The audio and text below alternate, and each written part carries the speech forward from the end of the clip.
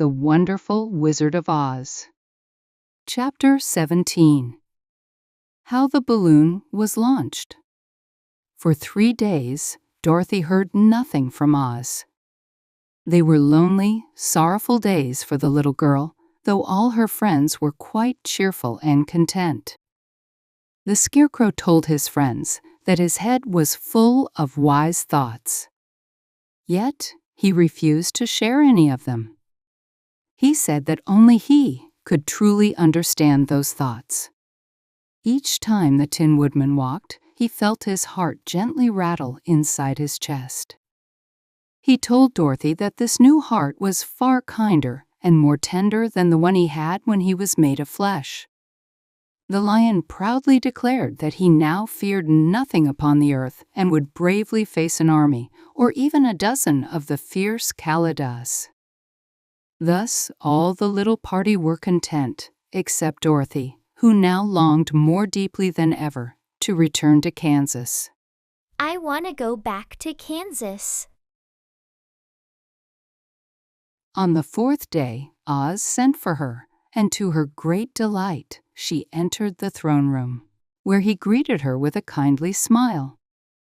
"Sit down, my dear," said Oz. "I believe I have discovered a way to help you leave this land." "And return to Kansas?" she asked eagerly. "Well, I cannot be certain about Kansas," replied Oz, "for I have not the slightest idea which direction it lies in. But the first step is to cross the Great Desert after that. It should not be difficult for you to find your way home." "How am I to cross the desert?" Dorothy inquired. "Well," replied the little man, "I will tell you what I have been thinking. When I first arrived in this country, it was by means of a balloon. And you too came through the air, carried here by a cyclone. Therefore, I believe the best way to cross the desert is also through the air. Now, it is quite beyond my power to create a cyclone, but I have considered the matter carefully, and I think I can make a balloon." "How will you do that?" asked Dorothy.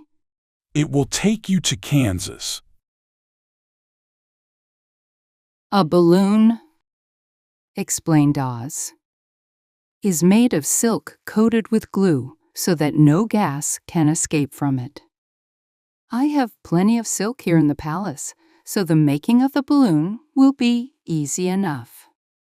But, unfortunately, in all this land, there is no gas with which to fill it and make it rise." "If it cannot rise," said Dorothy, "then it will be of no use to us at all." "Quite true," replied Oz. "Yet there is another way to fill it with hot air. Hot air is not as strong as gas, for if it cools, the balloon would sink into the desert, and we would be lost." "We!"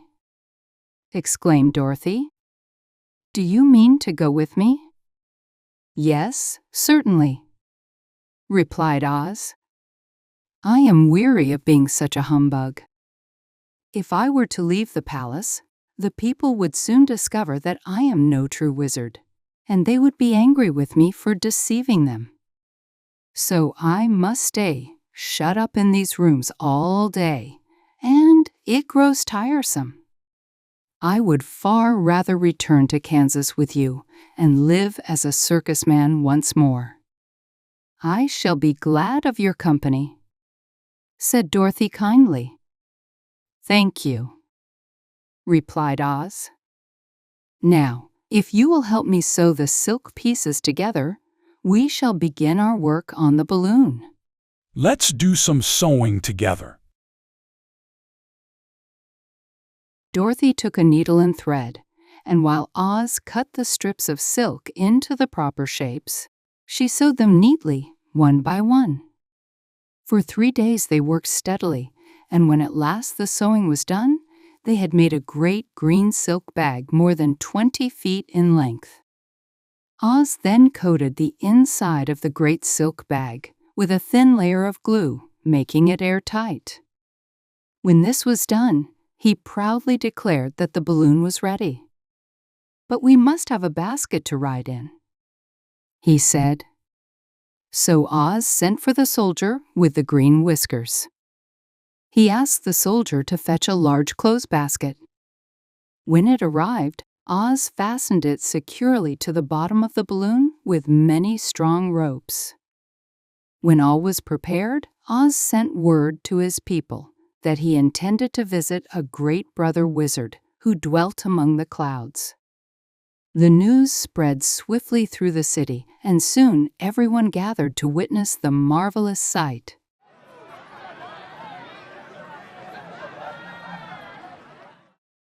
The balloon was carried to the front of the palace, where the crowd gazed upon it in wonder and curiosity. The Tin Woodman had chopped a large pile of wood and set it on fire. Oz then held the bottom of the balloon above the flames. The hot air rose from the fire and slowly filled the silken bag. Gradually, the balloon swelled and lifted until at last the basket barely touched the ground.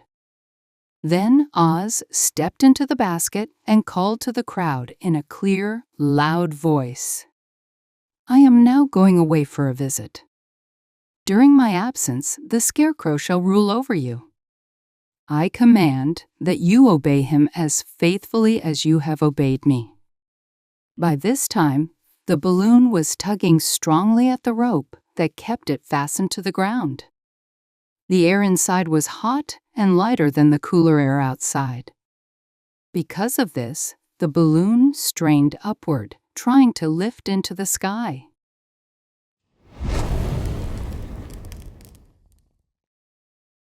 "Come quickly, Dorothy," cried the wizard. "Make haste, or the balloon will escape us." "I can't find Toto anywhere," cried Dorothy, for she could not bear to leave her little dog behind. Toto had darted into the crowd to bark at a kitten, and at last Dorothy caught sight of him. She gathered him into her arms and ran toward the balloon. She was only a few steps away, and Oz stretched out his hands to lift her into the basket, when, crack! The rope suddenly snapped, and the balloon soared into the air without her. "Come back!" She screamed. "I want to go too." "I cannot come back, my dear," called Oz from high above. "Goodbye! Goodbye!" cried everyone together, their eyes lifted toward the sky where the wizard rode in his basket, rising higher and higher with each passing moment. Goodbye. That was the last they ever saw of Oz, the wonderful wizard. He may have reached Omaha safely. For all anyone knows, he might even be living there still. Yet the people remembered him with affection and often said to one another, "Oz was ever our good friend." While he was among us, he built this splendid Emerald City, and now that he is gone, he has left the wise Scarecrow to rule in his place.